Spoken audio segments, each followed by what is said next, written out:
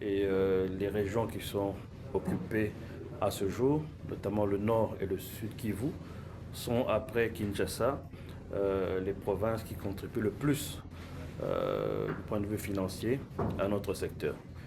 Il s'agissait aussi de montrer que au niveau écologique, au niveau de l'environnement, les désastres causés par la barbarie sans nom qui se déroule à l'est de notre pays a des effets négatifs sur l'environnement non seulement de notre pays, mais aussi de la planète.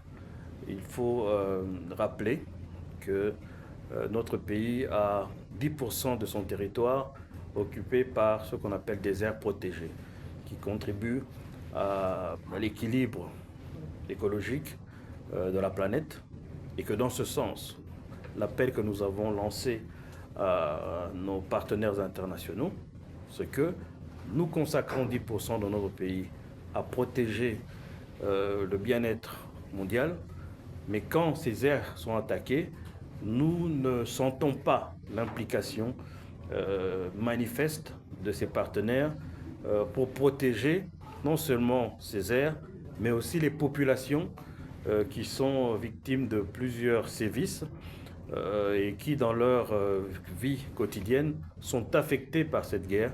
On a des viols, il y a des déplacements de population qui affectent aussi d'une certaine façon cet écosystème mondial. D'abord, dans les circonstances actuelles, nous privilégions plus le tourisme domestique dans l'ouest de notre pays. C'est vrai que l'environnement peut sembler peu propice au développement du secteur, mais nous devrons justement nous montrer résilients parce que nous ne devons pas nous laisser abattre par cette situation. Au contraire, si nous sommes abattus, nous livrons ou nous donnons le flanc à ceux qui veulent que le Congo soit à terre. Nous devons rester debout, comme le dit notre hymne national, dresser nos fronts et être tous solidaires, toute la population, toutes les couches confondues. On doit montrer que le Congo n'est pas à terre et que le Congo va se relever. Et que le tourisme peut contribuer aussi dans un sens à cette fierté, ce regain de fierté nationale qui est nécessaire dans cette période morose.